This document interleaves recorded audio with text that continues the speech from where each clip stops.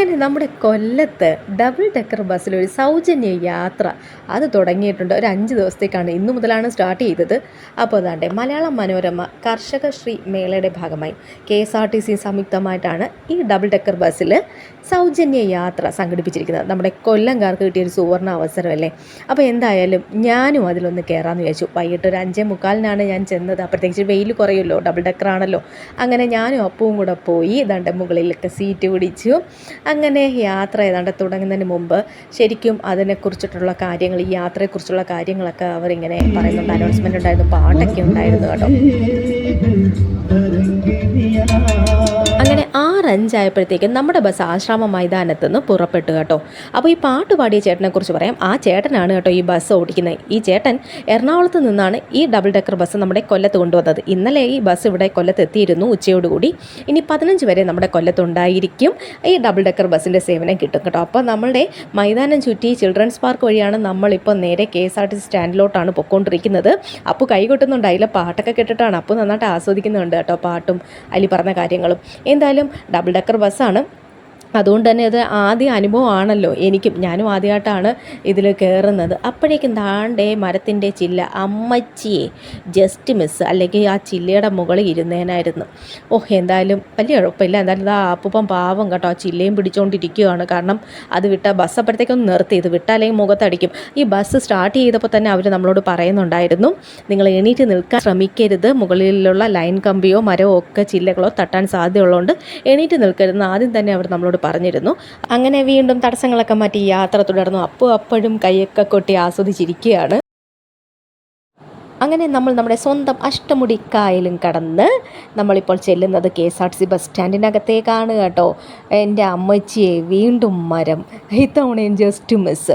അങ്ങനെ ബസ് സ്റ്റാൻഡിനകത്തോട്ട് കയറുമ്പോൾ തന്നെ കയ്യടിയായിരുന്നു എല്ലാവരും. അപ്പോൾ തന്നെ അവിടെ ഒരു അനൗൺസ്മെൻറ്റ് ഉണ്ടായിരുന്നു, 15 കോടിയാണ് അനുവദിച്ചിരിക്കുന്നത് പുതിയ ബസ് സ്റ്റാൻഡിനായിട്ട്, 5 നില ബിൽഡിംഗ് ആണ് വരുന്നതെന്നൊക്കെ പറഞ്ഞു. അതെന്തായാലും ആശ്വാസമാണ്. കാരണം നമ്മുടെ പൊളിഞ്ഞ ഈ ബസ് സ്റ്റാൻഡ് അങ്ങനെയെങ്കിലും ശാപമോക്ഷം കിട്ടുമല്ലോ.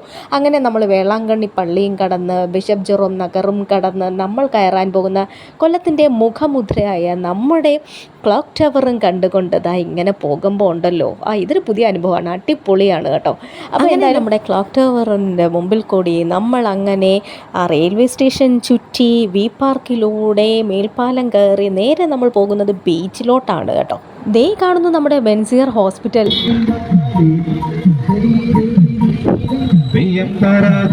അങ്ങനെ നമ്മൾ കൊല്ലം ബീച്ചിലെത്തി.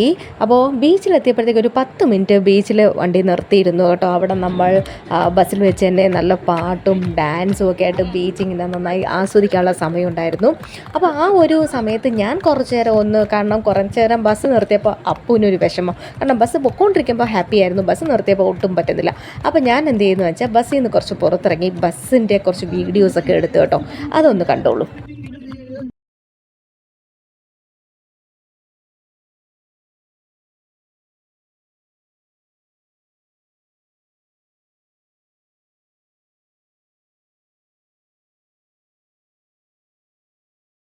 ബസ്സിന് താഴെ ഇരിക്കാനും സൗകര്യമുണ്ടെങ്കിലും ആരും താഴെ ഇരിക്കാൻ ഉണ്ടായിരുന്നില്ല, എല്ലാവരും മുകളിലായിരുന്നു. അങ്ങനെ നമ്മുടെ ബീച്ചിൽ നിന്നും ബസ് വീണ്ടും തിരികെ പുറപ്പെട്ടു.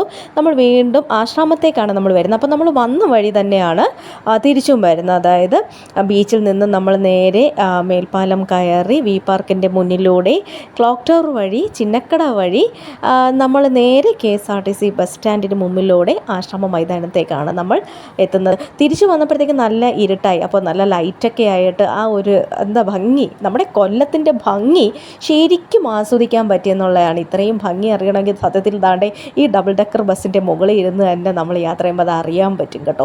വീഡിയോ ഒക്കെ എടുക്കുമ്പോഴത്തേക്ക് ശ്രദ്ധിക്കുക, ഇതുപോലെ മരവും ചില്ലയൊന്നും നമ്മുടെ മണ്ടയിൽ ഇരിക്കരുത്. അതുകൊണ്ട് വീഡിയോ എടുക്കുമ്പം ശ്രദ്ധിക്കണം എന്നവർ ഇടയ്ക്കിടയ്ക്ക് പറയാറുണ്ട്.